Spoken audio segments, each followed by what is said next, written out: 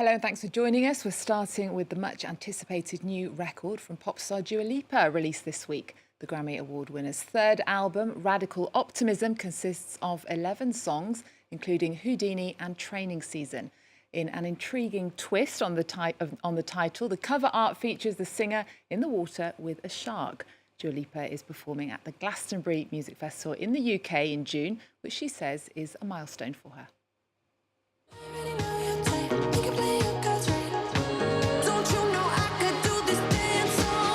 Future Nostalgia was my chance for me to be able to do a very polished pop, dance, disco record.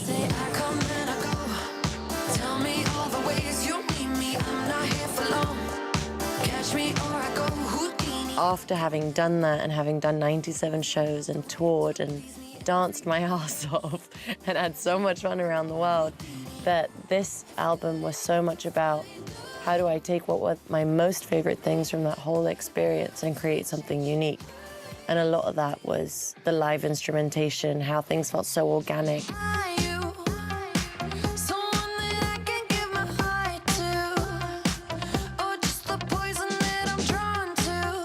Even though it's dance crying, it's euphoric, it's togetherness, it's something you can share with other people. It's something that I hope that regardless of what's going on, will provide that piece of happiness and optimism.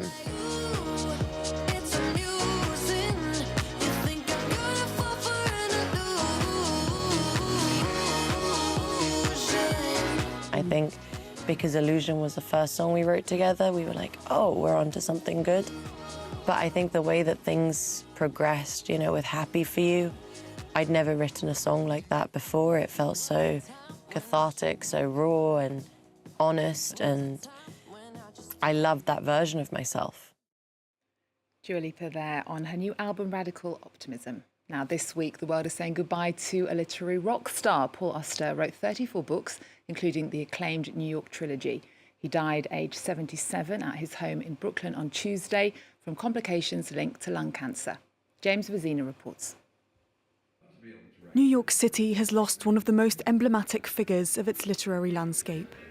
Paul Auster was at the forefront of a generation of postmodern American writers. He leaves behind over 30 novels and several films. Born in 1947, he studied French literature at Columbia University and moved to Paris for several years after his graduation, where he supported himself through translation. J'étais ici pendant 4 ans à Paris, quand j'étais assez jeune. I lived in Paris for 4 years when I was quite young. You have to speak French in Paris, so I learned the language. I'd started translating a few French poems back in the United States, and I wanted to leave home, live abroad. So Paris and France made sense to me, and I stayed. After publishing his own essays and poems, he published his first novel, City of Glass, in 1985. His success was cemented with the publication of 2 other novels which, together with City of Glass, formed the New York trilogy, published as one book in 1987, 3 stories where the characters take on the role of detectives in search of themselves.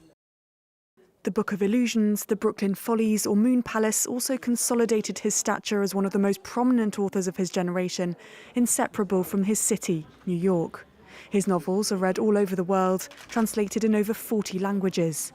Most of the time in life we try to control things, but that's rarely possible. And I think that's where most of my books take place, in that space that exists between our wishes and our fates. And that's reality. It's the world that we live in. Auster will be remembered for the purity of his writing, his often marginal characters and intriguing storylines, articulated around existential questions of identity. Next, the jury for the Cannes Film Festival has been announced. French screen stars Omar Sy and Eva Green will be part of the jury next month. Joining them is Oscar-nominated actor Lily Gladstone, who won a string of awards for her performance in Martin Scorsese's Killers of the Flower Moon. The jury is led by Barbie director Greta Gerwig, and Cannes kicks off on the 14th of May. Meanwhile, the French actor Omar Sy has opened a cinema named after him. The actor, who found fame as César in The Untouchables in 2012, became an international star thanks to the Netflix series Lupin. The cinema is in his hometown Trappes, not far from Paris, one of the actor's film-watching haunts when he was growing up. One of my earliest memories of this place was seeing the film Germinal with my school. I was on this side of the room. I can't remember if it was the second or the third row. We got ourselves what I should say was a communal ticket. One person would buy it and let the rest of us in. Well, speaking of cinemas, velvet seats, a big screen and maybe a box of popcorn, the typical movie-going experience has stayed the same over the years, but that could be set to change. French designers have revealed a super high-tech movie theatre, as Olivia Salazar-Winspear explains. There's no sci-fi flick on the bill, but the experience is a bit Back to the Future. These cinema goers are testing a new, cutting-edge sort of movie theatre. It's wonderful. It's like being in a flying saucer. The room has a special architectural feature, 5 small alcoves which hold 7 or 8 people. This room was designed in the same style as a theatre, but more modern, with suspended balconies. You've also got speakers that are angled towards your ears on the balcony. A €4.5 million prototype designed by 2 French architects, aimed at serious film fans looking for the optimal conditions for their viewing experience. When you're in the balcony, you're at the same height as the screen. Unlike an ordinary cinema, where you're below the screen looking up. Here, you're at the same level or even slightly above. The perspective is completely different, and you don't feel like there are so many people with you. These preliminary screenings have certainly sparked interest. 10,400 people came to try it out at this venue in the south of France. And opinions are mixed. It really feels like you're immersed in the film. You can feel the vibrations too. You feel like you're right inside the film. I didn't find the experience that different. I didn't really think it was better than when you're sitting in a normal seat. At €15 for a balcony seat and €13 in the stalls, the concept's already catching on abroad, with theatres opening in Morocco, China and India in the years to come. Now, after the Mona Lisa, it's probably the most famous painting in Paris's Louvre. French painter Eugène Delacroix's masterpiece, La Liberté guidant le peuple, has returned to the museum just in time for the Olympics after a 6-month-long facelift. Painted in 1830, after the French Revolution, the work had lost its original colours and was deteriorating, as Siobhan Silk reports. The people out of the darkness and finally into the light. This painting is not just one of the great masterpieces of the Romantic era, but an icon of France itself. Eugène Delacroix painted the work in 1830, the year of the Second French Revolution that ousted King Charles X. But for decades, Liberty has been under a shadow of built-up grime and multiple layers of yellowed varnish. We had lost both the colour intensity of the painting, which is built around the 3 colours of the French flag, blue, white, red, but also by losing the details, we had lost the momentum, the dynamic of this woman who symbolises freedom and who emerges towards the viewer. Now, after 6 months of painstaking, microscopic work by restorers, her true colours have been revealed. I think it touches me because it mixes reality and allegory. It's really a painting of Delacroix's time.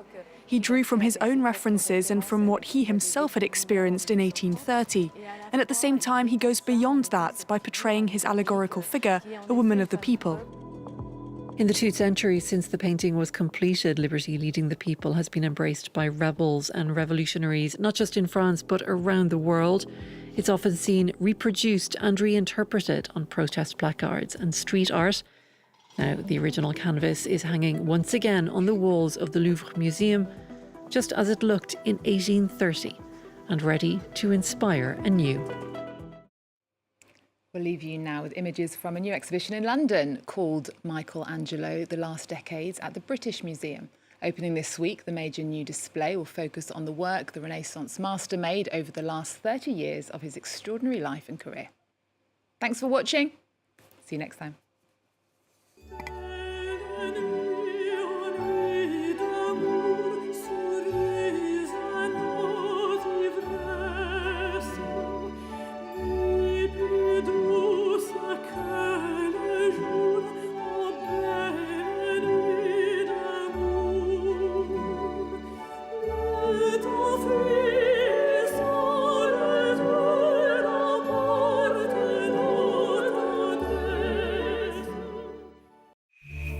Women celebrating Mass. Can women be ordained priests? While popes change, rules on Catholic women priests stay the same. So I think the Vatican is afraid of, first of all, admitting that they've been wrong for centuries to deny women the equal place in the Catholic Church. In 2002, bishops broke canon law by ordaining women. Las mujeres debemos estar presentes en todos los aspectos de la sociedad. Tant que tout le monde n'aura pas accès à cette ordination, je ne me tairai pas. Will women priests one day become the new norm? Hear their stories in Reporters on France 24.